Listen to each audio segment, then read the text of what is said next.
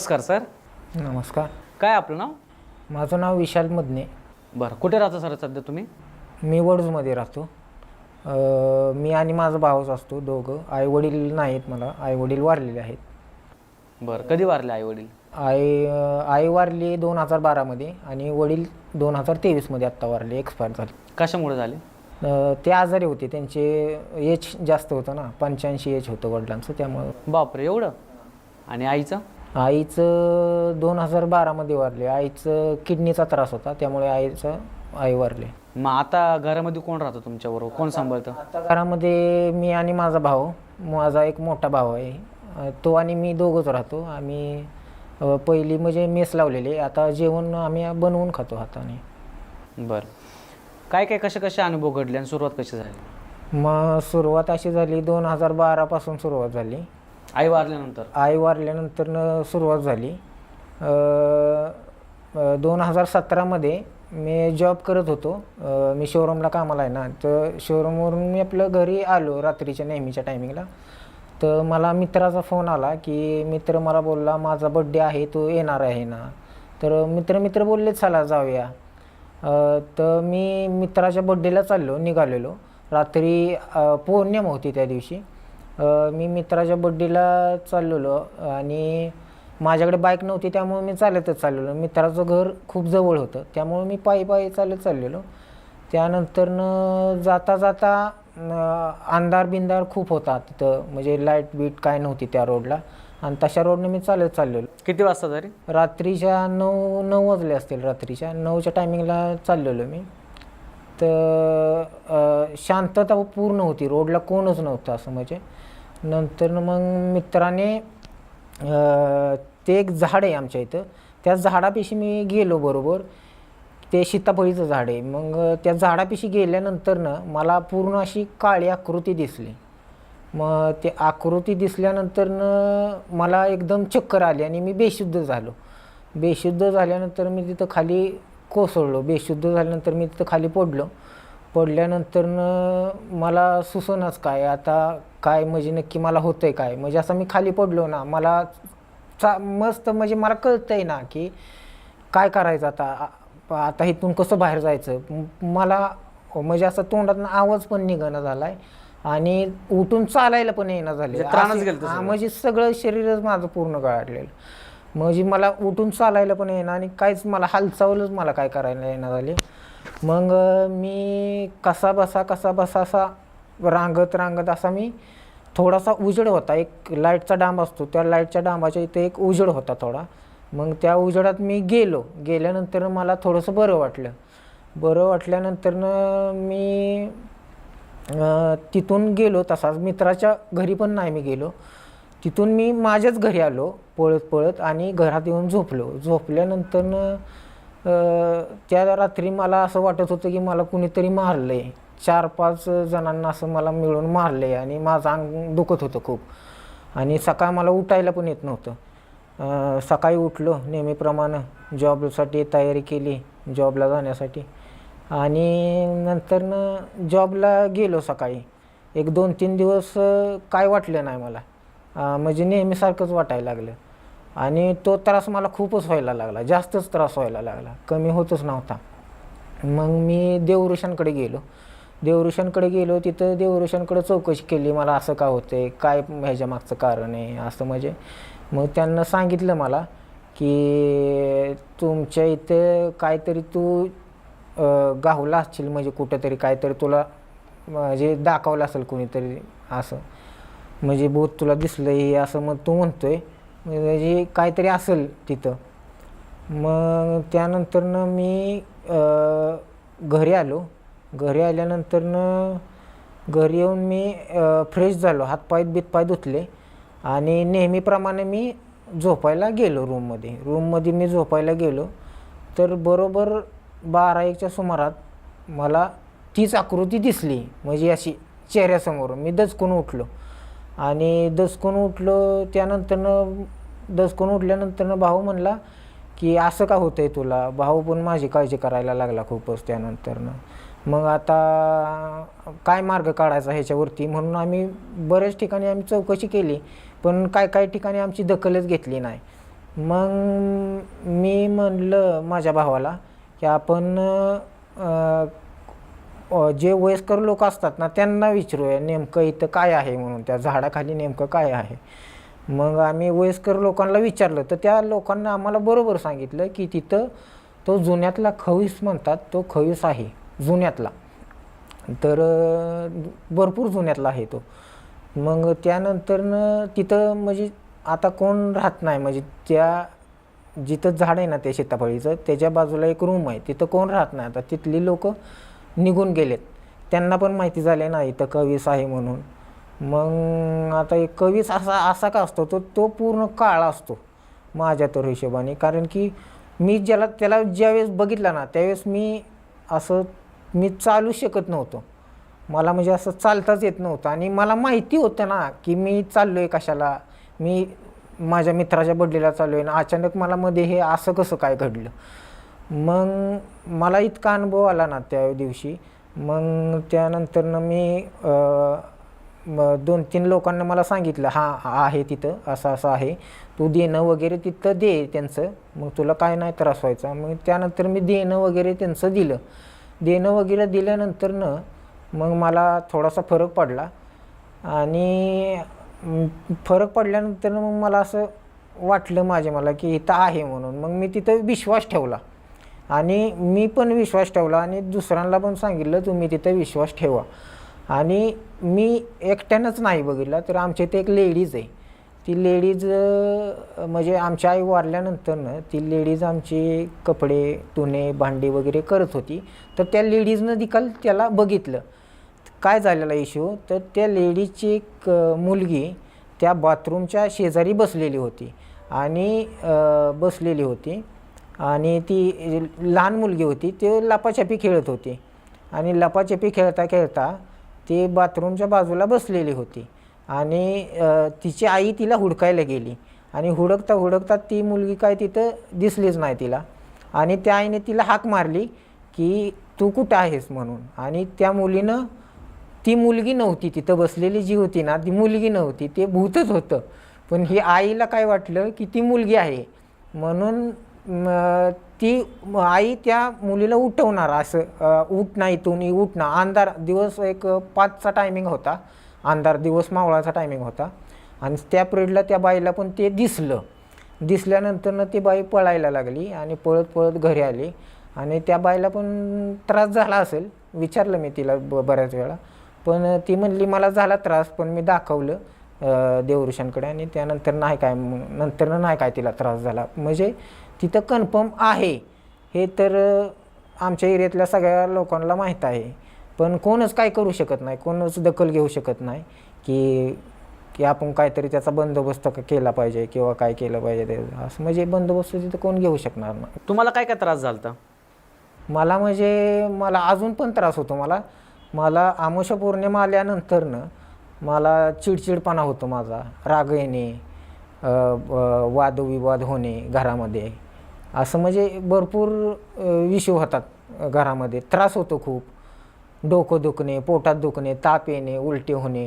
हा असा त्रास मला पण चालू आहे आणि माझ्या भावाला पण चालू आहे अजून. हा त्रास काय कमी आमचा होतच नाही. आम्ही भरपूर ठिकाणी बघितलं पण हा त्रास काय कमी होत नाही. तर या विषयावरती मला आमचा वाईचा मामा मला म्हटला की तुम्ही ते घर सोडा. तर आता मामाला आम्ही म्हटलं की सोडतो, आम्ही हळूहळू करून आता सोडतो.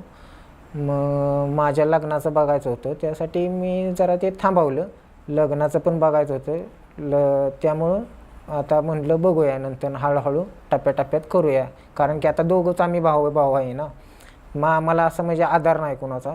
त्यामुळं आता आम्हाला तिथं राहूच लागणार आहे. आता आम्हाला न इलाज आहे तर आम्हाला राहूच लागणार आहे. आम्हाला माहिती आहे तिथं असं आहे. तर आमच्या 2 रूम आहेत. एक रूममध्ये बाथरूम, किचन आणि टॉयलेट आणि एक रूममध्ये हॉल आहे, एक हॉल. मग ज्या रूममध्ये आम्ही झोपतो राहतो त्या रूममध्ये आम्हाला त्रास होत नाही. पण ज्या रूममध्ये आम्ही बाथरूम आहे, किचन आहे, त्या रूममध्ये आम्हाला त्रास होतो. म्हणजे त्या रूममध्ये आम्ही जरी नुसतं गेलो ना तरी आम्हाला त्रास होतो. म्हणजे आमच्या घरापर्यंत त्यानं ती कॅचअप केलेलं आहे.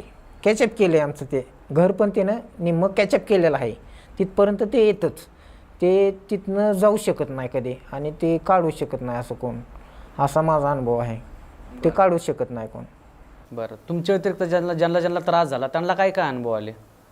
त्यांना पण अनुभव आलेले आहेत बरेच. म्हणजे त्यांना असं तिथं ते ते ते पण लोक कधी तिथं जातच नाहीत आणि म्हणजे ते तिथंच पण जायला भेटतात लोक. दिवसा असू दे किंवा रात्री तिकडे कोणच फिरकत नाही. ते झाड आहे ना, त्या झाडाखाली कोणच जात नाही.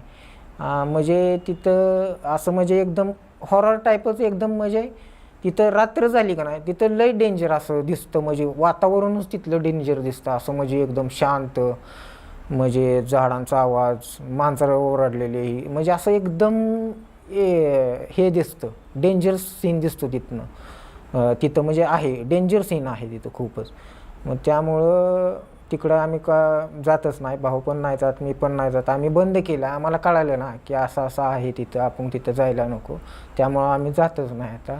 आणि आम्ही फक्त मी जास्त मानतो म्हणजे गणपतीला मानतो. गणपतीवरती माझा पूर्ण विश्वास आहे आणि गणपतीच आम्हाला ह्या संकटातून बाहेर काढेल असं मला वाटतं. आणि दुसरा अनुभव माझा असा आहे, दुसरा अनुभव माझा रहमतपूरचा आहे. रहमतपूरमध्ये मी गेलेलो. रहमतपूरच्या मित्राने मला कॉल केला आणि तो बोलला मला सोड म्हणून रहमतपूरमध्ये. तर चालतंय मित्राला बोललो मी, तो तयार राहा. माझी सुट्टी झाली शोरूममधून की मी 5-6 वाजता तुला घेतो, पिकअप करतो आणि तुला रहमतपूरमध्ये सोडून माघारी येतो मी.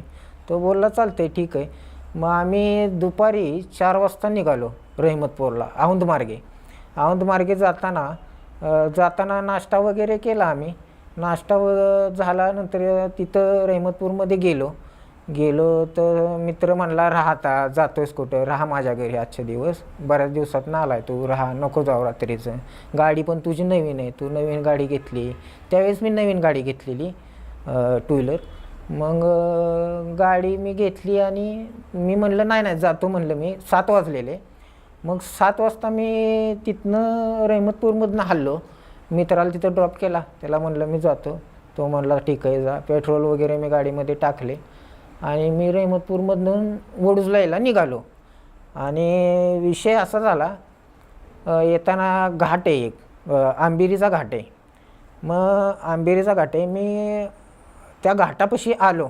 घाटाच्या बरोबर मध्यभागी आलो आणि टायमिंग वाजलेला 9 वाजलेले आणि माझ्या मागून 2 बाईकवरून 2-3 मुलं येत होती. 3 मुलं येत होती बरोबर.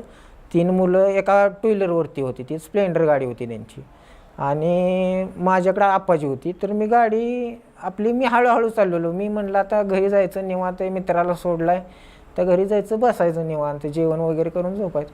आणि ती 2 पोरं आली मागणं आणि त्यांनी डायरेक्ट मला मारायला सुरुवात केली. म्हणजे मारायला सुरुवात केली आणि डायरेक्ट माझा मोबाईल काढून घेतला पहिल्यांदा. गाडीतली चेन काढली आणि पैसे वगैरे खिशातले सगळे काढले.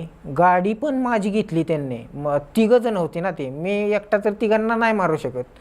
मग 3घांनी मला मारलं, तिथंच बाजूला टाकलं घाटात. आणि मला शुद्ध आली बरोबर 12 वाजता. त्यावेळेस ही 3 जण ती गाडी माझी घेऊन गेलेली. शुद्ध आल्यानंतरनं मी उठलो तर 12चा टायमिंग असेल रात्रीचा. 12 वाजलेच होते 12. आणि त्यानंतरनं मी त्या घाट उतरून मी चालत आलो, घाटाच्या खाली आलो. तर घाटाच्या खाली एक विहीर आहे, अशी पडकी विहीर आहे. त्या विहिरीच्या बाजूला एक सपर टाईप म्हणजे छप्पर आहे आणि त्या छपरापाशी मी गेलो आणि त्या छपराला कुलूप लावलेलं होतं. म्हणजे साधंच छप्पर होतं पण दरवाजा चांगला होता त्याचा जरा. मग त्याला कुलूप लावलेलं होतं आणि मी म्हणलं आता जायचं कुठं. आता म्हणलं रात्रीचं आपण घाटवरती चढून पण जाऊ शकत नाही, आपल्याला काय मदत मिळणार नाही. आणि रहमतपूरला जरी चालत आपण जायचं म्हणलं तरी आपल्याला गाड्या मिळणार नाही, आपण जाऊ शकणार नाही. म्हणून मी म्हणलं, आणि गाडीचं टेन्शन, गाडी माझी चोरीला गेली त्याचं टेन्शन मला खूपच होतं. मी म्हणलं आता भावाला काय सांगायचं की गाडी अशी माझी चोरीला गेली, मला मारले, असं झालं. आणि मोबाईल पण नेलेला माझा, त्यामुळे मी काहीच करू शकत नव्हतं. मग मी तिथं त्या छपराच्या बाहेर झोपलो, असा म्हणजे कुडकुडीत झोपलो. झोपल्यानंतरनं 1चा टायमिंग झाला असेल. मला खूप ताण लागली. आता मला ताण लागली तर मी पाणी तर कुठं पिणार, पाणी पण नाही रात्रीचं मी मागू शकत. तर गावची विहीर आहे तिथे बघा, अजून विहीर आहे, त्या बाजूलाच विहीर आहे आणि विहिरीच्या बाजूला एक स्मशानभूमी आहे. मग त्या विहिरीवरती मी गेलो तर तिथं मोटर चालू होती त्या विहिरीची. तर मी पाणी पिलो. पाणी पिल्यानंतरनं मी माघारी आलो. पाणी पिऊन मी माघारी आलो तिथंच आणि तिथंच झोपलो आणि 1-1:30 वाजला असेल आणि 1:30 वाजतानंतरनं आतमधून आवाज आला, त्या रूमच्या आतमधून आवाज आला कोण आहे म्हणून. मग मी असं थोडंसं सावध झाल्यानंतरनं मग आतून दरवाजा उघडला. कुलूप तर बाहेरून लावलेलं मी बघितलेलं, पण आतून दरवाजा उघडतीलच कशी, आतमधून दरवाजा उघडला. आणि मी विचार करतोय की बाहेरून कुलूप आहे, माणूस इकडून पण आला नाही. इकडून माणूस आला असता तर आपल्याला त्यानं उठवलं असतं की उठ बाबा आणि दरवाजा मला उघडू दे. पण त्याचे कुलूप लावलेलं होतं, हा. ते कडी लॉक करून लावलं होतं कुलूप का वरच्यावर कुलूप लावलं होतं ते? नाही, म्हणजे लॉकच होतं ते कुलूप. पण ज्या बाजूला मी असा दरवाजात झोपलेलो ना, दरवाजाच्या बरोबर मधोमध मी झोपलेलो आधार म्हणून. थोडासा तिथं म्हणजे उजेड होता ना लाईटचा खांबाचा शेजारच्या. मग मी तिथं झोपलेलो तर ती कुलूप लॉक होतं आणि माणूस या साईडनं आल्यानंतरनं बाहेरूनच कुलूप काढतो ना, आतून थोडी काढू शकतो कुलूप तो. तर तो माणूस डायरेक्ट आतमधून आला आणि त्यानं मला असं पायाने डवचलं, उठ इथनं, तू उठ इथनं आणि तू इथं थांबू नको, तू मरशील, असा माणूस मला तो म्हणाला. मग मी तिथं पूर्ण भिलो म्हणजे मला चालायला पण म्हणजे असं चालायला पण येत नव्हतं मला. असं मी भिलो. तो माणूस दिसायला असं म्हणजे येडेगत होता, असं म्हणजे तो माणूस पण नाही, लेडीज पण नाही, असं म्हणजे विचित्रच अवतार होता त्याचा. असा वेडेगत, केस वीस काढलेली त्याची, मळका शर्ट होता, खाक्या कलरची पॅन्ट होती आणि कोल्हापुरी चप्पल होती. आणि तो माणसाने मला उठवलं आणि मग उठवल्यानंतर मी चालायला लागलो रोडनं. मी रोडनं चालत होतो. चालता माझी नजर त्या डाव्या साईडच्या मसूनवाट्याकडे गेली. तर मसूनवाट्यात एक लेडीज मला दिसली, बाई म्हणजे लेडीजच दिसली. लेडीज मला तिथं दिसली मसूनवाट्याच्या बाजूलाच. आणि तो माणूस मला काय म्हणतोय, तू थांबू नको आणि कुठं जाऊ नको, तू फक्त इथून निघून जा न तर फुकट मरशील. तो माणसाचा पण मागणं आवाज मला येतोय, तू जा, इथं थांबू नको. मी चालतोय रोडनं आणि ती लेडीज मला ह्या बाजूला दिसली. तसंच मी कंट्रोल करत हनुमान चालीसा मनात म्हणत गणपती बाप्पा म्हणत मी तिथून निघून गेलो. पुढे निघून गेलो. सकाळी मी पुढे निघून गेलो. एक गाव आहे तिथं, काय न्हावी म्हणून गाव आहे, त्या गावात मी गेलो. गावात मी रात्र कशी तरी काढली एस टी स्टँडवरती रात्र काढल्यानंतर मी सकाळ रहमतपूर पोलीस स्टेशनला गेलो. पोलीस स्टेशनमध्ये मी तक्रार दिल्यानंतर पोलिसांना तक्रार घेतली. मग आमच्या इथले डॉक्टर आहेत महेश गुरव, त्यांना कॉन्टॅक्ट केला मी आणि त्यांच्या कॉन्टॅक्टवरून मी महाराजांना इकडं कॉन्टॅक्ट केला, उदयन महाराजांना. आणि मग तिथून मग महाराजांचा कॉन्टॅक्ट झाला त्यांच्याशी. मग ते म्हणले असा मुलगा आहे रे आपला, तो खूप गरीब आहे, त्याची गाडी अशा पोरांना चोरली आहे आणि त्याला मारून तिथं टाकला आहे, तो खूप अडचणीत आहे, मग त्याला तुम्ही मदत करा. मग पोलीस पाटलांनी तिथल्या तक्रार घेतली आणि जी चोरटी होती त्यांना त्याच दिवशी हुडाकलं. ज्या दिवशी मी तिथं रहमतपूरमध्ये पोचलो ना, त्याच दिवशी त्यांना हुडाकलं मला.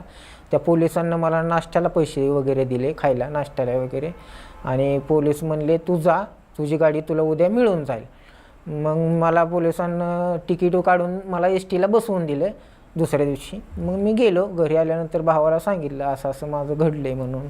मग भाव मला ओरडला. मग म्हणला कशाला गेलास तू, तुला कोणी जायला सांगितलेलं मित्राचं ऐकून, असं तसं, तुला आधी त्रास होतोय, आधी तुला आपल्या इथला त्रास कमी आहे म्हणून तू अजून गेलास का, असं मला भाऊ म्हणला. मग तो विषय झाल्यानंतर मला दुसऱ्या दिवशी बोलवलं तिकडे. मग मी गाडी आणायला गेलो पुसेसावळीला माझ्या मित्राला घेऊन. मग मी गाडी आणली आणि ते जे चोरटे होते त्यांचं फोटो बिटो त्या पोलिसांना मला पाठवलं.